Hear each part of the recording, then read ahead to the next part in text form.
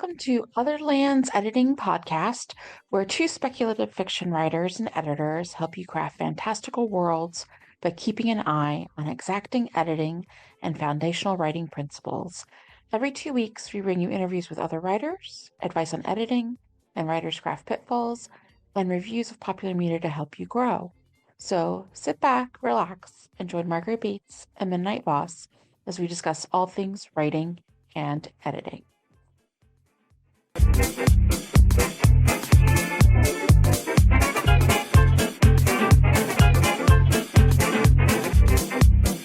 Hi, this is Margaret Bates, and I'm here with Midnight Voss, and we are bringing you the first episode of 2026 for the Other Lands Editing Podcast, and we are talking about New Year's and, of course, the goals that come with New Year's time. So, how are you doing today, Midnight? Not bad. So, we made goals last year. Right. So if you want to go back and listen to that podcast, Margaret has a lot of smart things to say about SMART goals and how to set goals realistically. So if you want to get into that detail, that's in that podcast from last year. But we mentioned a bunch of different goals at the end. So we thought we'd start by talking about what we accomplished or did not accomplish, when mostly on my part was did not accomplish. As far as our household goals, we mentioned replacing the bar in the refrigerator door, or at least fixing it. And that did not get done. And now it needs to be fully replaced because it's broken. So that's not an accomplished goal. But we did put up the exercise bike in the living room. The first thing we had to do was get rid of the chair, and then I had to put it together, and then we had it where it is. So we did accomplish some things around the house. Yeah, we definitely did. And it was actually complicated because we had to not too inside baseball because of puppy illnesses. I have a lot of dogs in my life. It had to get delayed a couple times for just getting the chair yanked out. So getting that bike up and running was a pretty big goal because I don't think we technically accomplished it till sometime in February, but it's there. Midnight's been using it. It's been very helpful to her. So that's good. As far as obviously the writing goal side of things for 2020, going into 2025, my goals were to get not just a finished full draft of the book I was working on, The Keening, but to get that to a place where it had gone through enough subsequent drafts and editing to be published. I was aiming for indie published to begin with that overall. That did not happen. So I will admit that I did get a first draft finished and I got a reread and a significant outline on where to add scenes and like chapter by chapter or scene by scene what I wanted to add to flesh out the characters as like a road map. But I was not able to get the Keening published last year. And we had both wanted to take the workshops we've presented before. I do one on adapting fanfic ethically, and Midnight does one on adapting fairy tales to create a bigger like how-to book nonfiction on adaptations, and that we just didn't get a chance to really even touch on or do the research for in 2025. What Yeah. about you, Midnight? What were things that you had set to do and how'd that work out? Listening back from our podcast last year, it was pretty clear I had no idea what I was going to work on. I just had an idea of what I should work on because you were doing the Keening. And so I thought I should also do the urban fantasy sapphic vampire slash disaster warlock that I was working on. But I didn't work on that book at all. I instead wrote like almost over 200 pages of a different book, and not at all the goal that I had planned. But I think that was in part because my goals were so nebulous to begin with that I ended up latching on to when I started getting a groove on something, it made more sense to just dig in and see how far I could get. Yeah, which I think helped because I think, again, I also re-listened to our goals podcast to prepare for this. And it did sound like you were more nebulous and like, I want to do this, but I wasn't sure. Or I feel I should do this or obligated to do it. But obviously, with the book you are working on, Not the Hero, you felt more motivated with that. Like it came to you and then it really became something you snowballed with because you've gotten a really pretty significant chunk of the first draft written if it's already at 200 Yeah. pages. So And there were gaps along the way where I wasn't working on it at all until we went to the writer's retreat with the story sirens. And then I got another burst of energy that helped me move forward. And I need another burst of energy to get through the end because I really have maybe 100 pages left, but maybe not because they need to get to the ending. And so that's where I am. So I'm within the finish line. That's a good thing. If I'd been able to work on it consistency throughout the year, but I would have had it done, but that's not what happened. What did happen is that I have an almost finished s- Yeah. Yeah, story. which is Yeah, something for sure, because at least it may not be the book you thought you were going to work on, but it's a book that is within a couple months or like a month or however your yeah, timing is, like a stone's throw really of getting a first full draft, which is always important because you can't edit anything till you have something on the page to work yeah. from.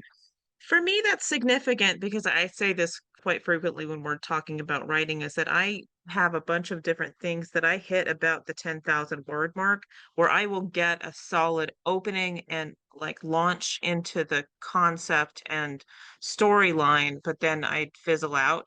And so getting through a first draft of an original is important for me to do if I want to be doing this because I need to teach myself the process of pushing myself through it. Yeah, and I think that's part of it is okay, let's be honest. Nobody who makes New Year's resolutions is going to hit every single goal flawlessly. And I think part of what is important that we talked about in the pre-show prep was you need to look at what small steps towards an ultimate goal you made, because if you said you were going to do something like, okay, the adaptation book definitely didn't get done, that was no steps made.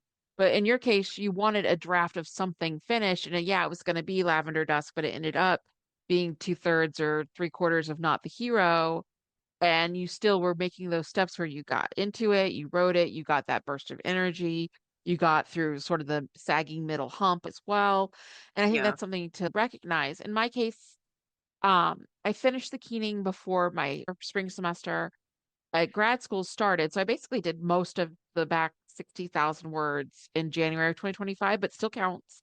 And then when I went to the retreat in March, because I always go to this writer's retreat in March in North Carolina with some writer friends of mine, I was able to at least reread the book, like sitting in one go, as if I were a reader, just sitting it down in Barnes and Noble with it, and then make notes by hand, honestly, because I literally printed it out to really simulate the reading experience. And I think that's important sometimes to get it off a screen, Yeah. but then was able to make those inline notes and then make a broader outline of, okay, these are the 5 or 6 or 8 character beats I need. These are extra scenes and or whole chapters that are missing that need to be engineered in because it's not fleshed out the characters enough. So they're there. That roadmap is literally there because I'm a outliner and I'm take a lot of notes. And that's just my style. So when I get time to go back to it, it's there as like a roadmap. So that's more than just saying, okay, well, I didn't publish the Keening in 2025, so I didn't accomplish anything. But no, I have a full draft. Yes, I have a roadmap of how to continue editing the first draft, and I can keep working from there. And that's something to have credit to.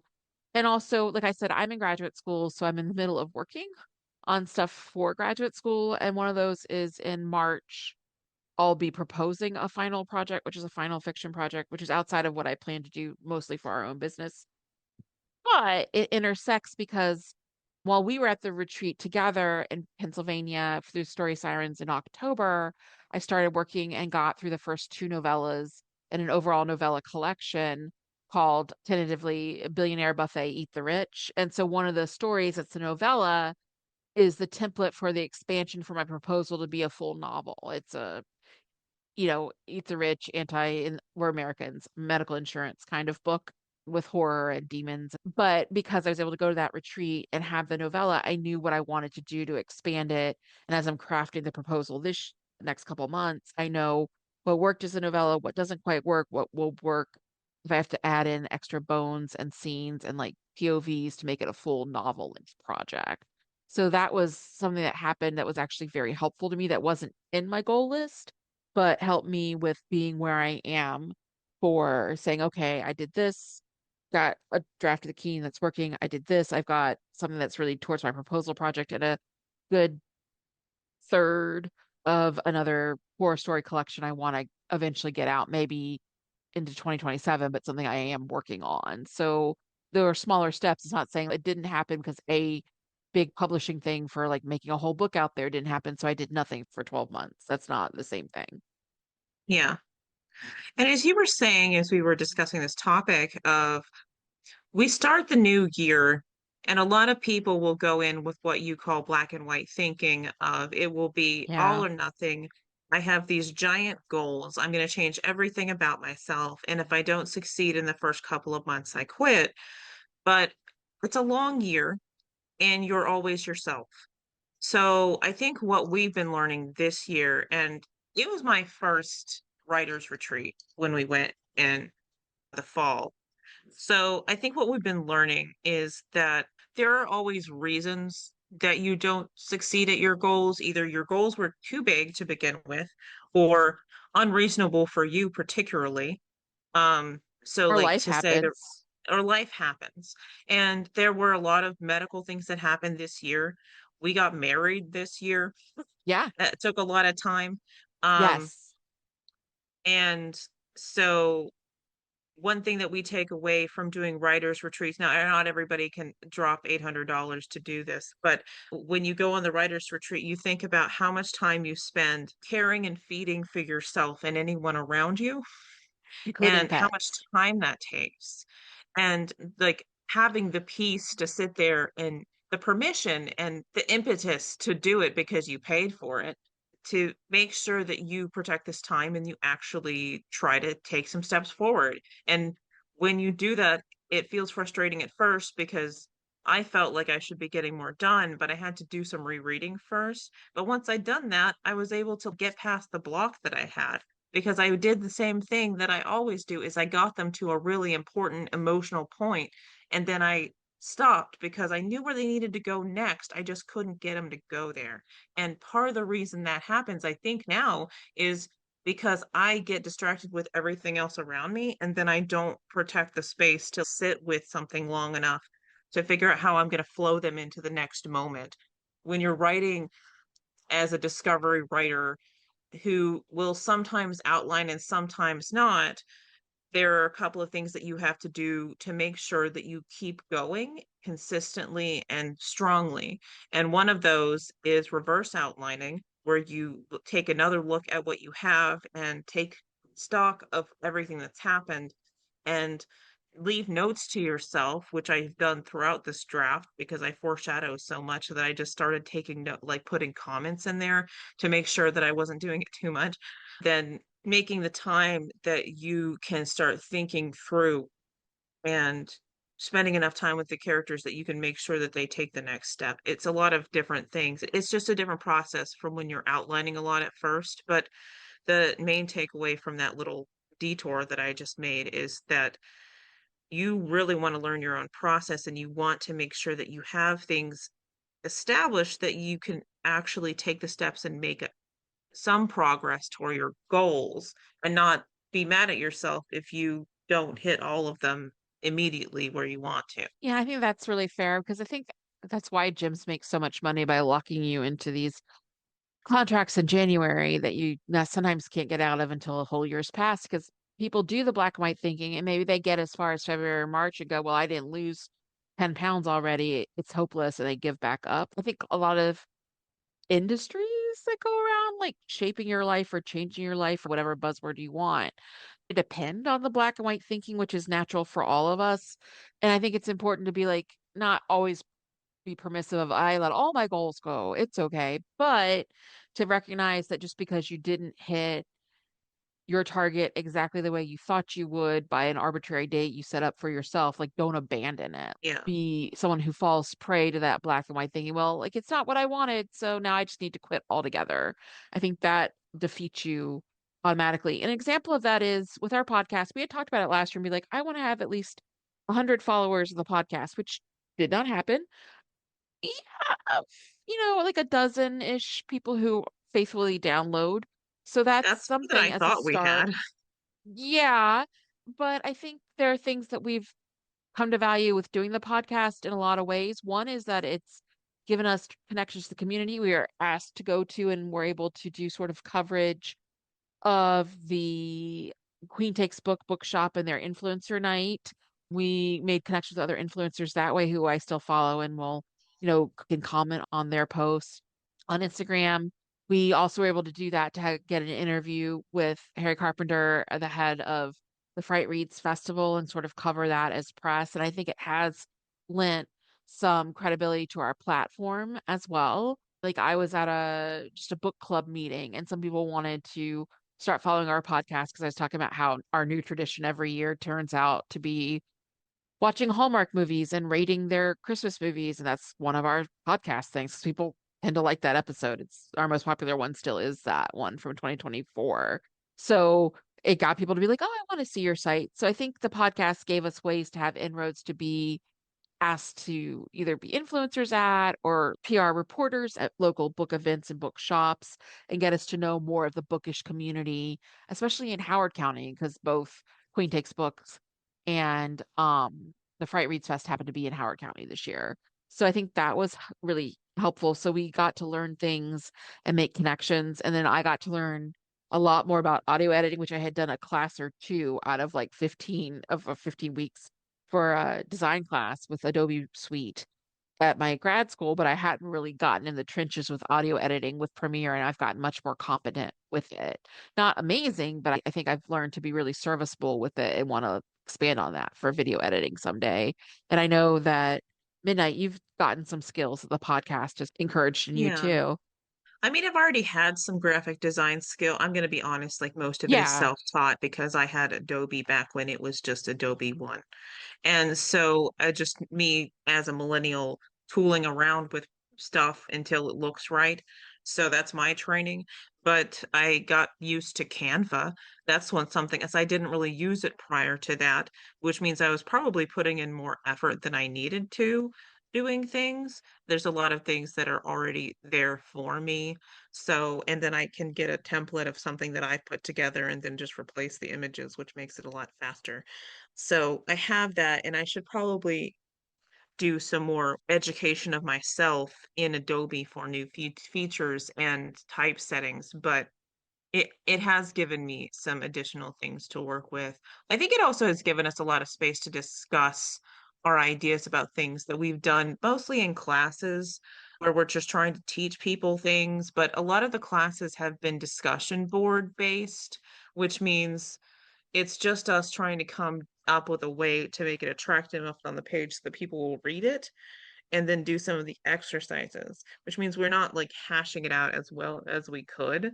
And Um, not a real time discussion where you get that type of input when you're talking back and forth and yeah, soundboarding. Yeah, and I will, you're modest, but I also, even if it's mostly with Canva or some of them are from templates, I really enjoy your thumbnails. They're very pretty. So like we both have learned a lot from doing the podcast and we'll work on obviously trying to get more people. We'll talk about more of the goals for the podcast later, we should but probably do it's been more of the useful. video stuff. We're just both like Yeah. we don't like to put our face on things because we grew up in the era of the internet will kill you.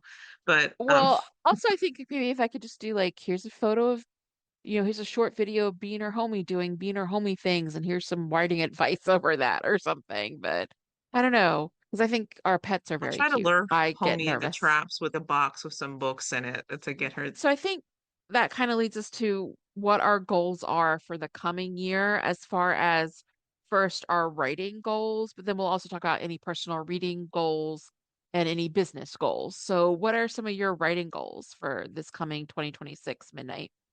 Okay, so well, now that I know what book I'm working on, and you know that I'm pretty close to finishing it, the main thing here is that I need to get that book finished. So realistically, if I can get some butt in chair time, then I should be able to finish the actual words on page by the end of February. And my aim is to get you a draft to look at by mid-March because that's when we have spring break. So then you can give me some developmental notes on what's going there. Because of the way I write it, I am editing throughout and I reread it so many times. So I'm hoping to have something that looks like a finished draft by midsummer. And then if I'm pleased with it, then I will proceed forth to do other things and like get it ready to go. If I'm not, then I'll do another draft of it. But that's mostly for the books. I don't have second books that I'm currently writing, but My other writing goal really is to do some more substantial research on fairy lore because I have multiple books where that will be relevant, and I'd like to be able to have distinct world building for each one of them. If that works out well, then I might be able to take notes on outlines for some of the other projects.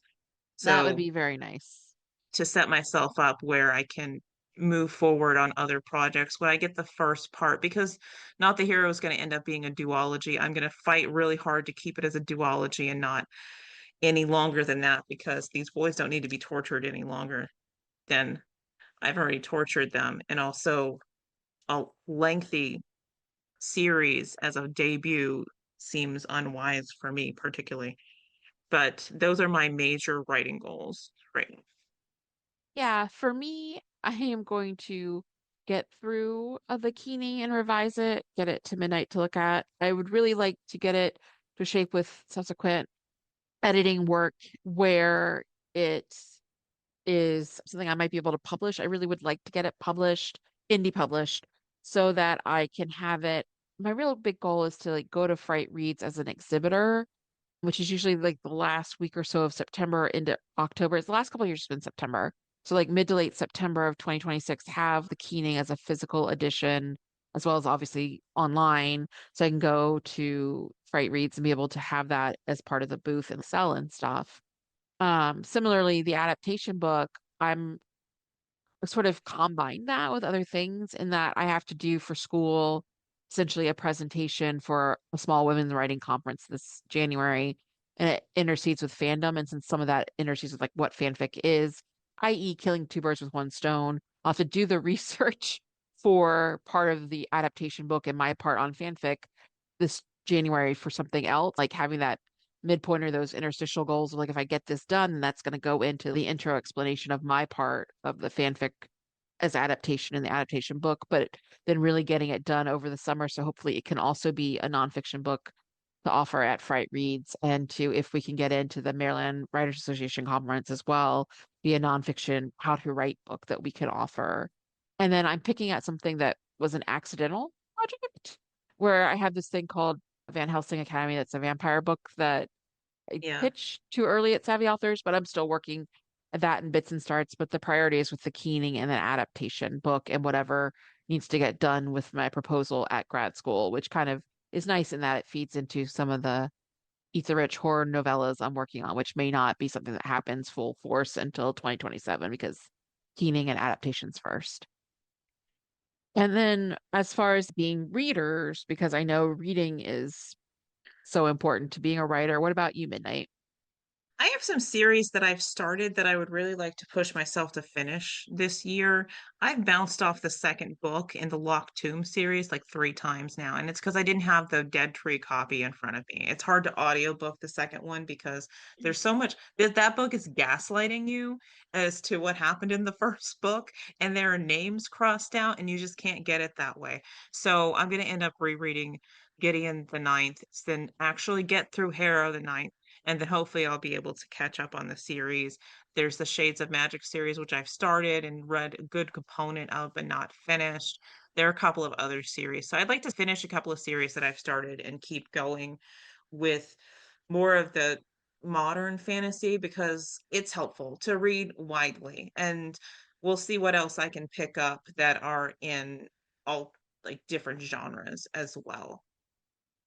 For me, my friend Deanna from school runs this group where you do like a reading challenge. And it's like a list of so many books you're supposed to, types of books, like, oh, a book written by a BIPOC author, a book that Yeah. involves wizards or whatever. In her case, there's 104 prompts. And I'm not going to read two books a week because I'm in grad school, but I No. do hope to use that as a way to read at least one book a month that is help me be like, oh, it's out of my comfort zone because it's, asking you to read a book set in Vermont or whatever. I think for me, that's something I would like to do to make sure I read more consistently outside of stuff I read just for the Cornell and Columbia Book Club, which is usually romance based, and also just from whatever I have to read for clients.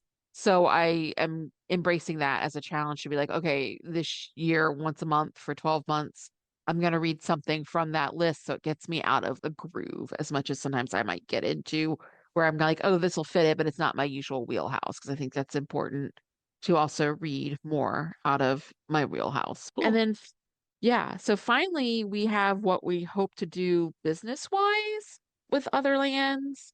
So, I mean, I'll go first with definitely say that we are going to be speaking at the Mid-Atlantic Romance Writers Conference in the 20th of February. So that's going to be going out and doing a conference. I'd like to, when the solicitation for panels opens, put our hat in for the Maryland Writers Association again. We spoke there in 2024, and I'd love to do it again if the timing works out. And there's some other goals that you had as well, Midnight. Yeah, we sort of started, and it did start with the Queen Takes Book thing. We started our little bookstore tour of the area where we would try to get out and take pictures of local bookstores, connect that with events if we could. And it was in part just to do something outside of our ordinary and get some pictures for the gram. But it's been fun. And our latest one was at the Word bookstore where we did the little tea for two thing. And I think the next one we're doing at the Friends to Lovers bookstore. So I'd like to continue doing our bookstore tour as part of the ongoing things for the Instagram where we have our regular podcast, but then we have these little bookstore check-ins, book events, bookish stuff in the area. Yeah, it was fun to do the tea at the weird bookstore, but also get pictures for them because being a tea shop is also part of their aesthetics. They had cute little displays of teacups and like literal like tea pots made of china for sale. So that was really fun. We happen to be fortunate to live in an area where we're sort of between DC and Baltimore, and so we can go to a bunch of different types of places because there's just areas that tend to have a lot of bookshops. So we definitely want to take advantage of that. I would love to, while we're still on vacation for the interim between semesters, go to Friends to Lovers Bookshop in Alexandria because it's not Yeah. super convenient to drive to Northern Virginia when you don't have a pocket of time to do it. So that's something on my to-do list. And then we had one other thing we're trying to start up starting the 31st of January. Do you want to talk a little bit about that? Because it was your brainchild, Midnight. Yeah, it was my off the cuff brainchild that we've quickly turned into a thing. One issue that we've found is that we've been talking about the little steps that you take in order to make your goals happen, is that it doesn't happen in one chunk. You can't do an all-nighter and write a book. You have to do it in pieces. And writing groups wherein you are encouraged to take the time and write. Not again, not everyone can pay $800 or more for a retreat, but you can join writing groups. But writing groups can also be very loosely based, and problematically, you might show up and no one else is there. So our thought was that with our little platform, we might be able to have a standing writing group at a local library, to hold a structured writing group where people will be able to in the area come and know that we'll be there, and we'll have to be there because we're running it, so that means that we will definitely work on our stuff now that it's going to be at a library in Edgewater, right? Yeah, it will be just because they seem to have the consistent Saturday hours for like a modest sized conference room. So 10-ish people, which to start with, if we can get two or three besides us consistently is just the big goal to get that Yeah. accountability. Because you're right, a lot of writers groups you'll show up, but because it's more like friends or people who are sort of getting to know each other, there isn't always that consistency because you don't know if people are going to be there every week or every couple weeks, and that's harder to get it going, I think I've Yeah, found. and if you don't know for sure people are going to be there, then it's not really giving you that external pressure. The thing that you're doing where you have added a sort of conference that you have to do the work for the adaptation research, that's a really smart thing to do, because having external pressures to tell you, I need to have X done at this point, that's what's going to keep you motivated. So if you know that you need to be this place in the library at this time because this is happening and these people are running it, then there is a little bit of additional pressure to do it within the structured writing group. I'm hoping that we can also do a little bit of talking about smaller discussion issues, but it depends on how many people show up. So if we did get enough people the first time, Margaret could go ahead and talk about the SMART goals and setting goals, and then they could sit and write their list or just write. And so give them the option to work on something specific, maybe once a month, since we're thinking about doing this twice a month. Once a month, have a little topic where they can take that time to work on that or write. Yeah.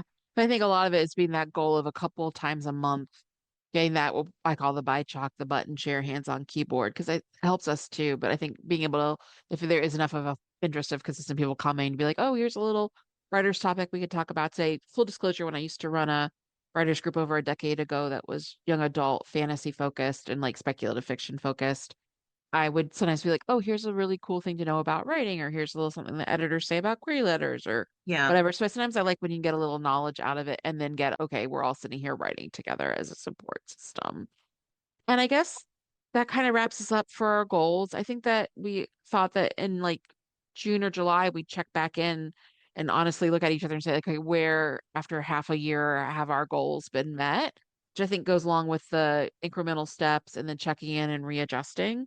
And so I guess you guys will know in about 6 to 7 months how sticking with these goals and getting progress towards what we want to do in 2026, how that's going. So is there anything else you want to add before I sign us out, Midnight? No, I'm good. Okay, good. Well, my biggest advice is be gentle with yourselves with New Year's goals as far as you're right. You can't just be a new you because you're always going to be fundamentally yourself. And don't do black and white thinking. So if the minute you feel like you didn't succeed, you just Yeah. quit altogether, because I don't think that'll just make you feel more defeated than if you'd never set a goal at all. So until then, we'll be back in a couple of weeks. So thank you for listening to the Other Lands Editing Podcast.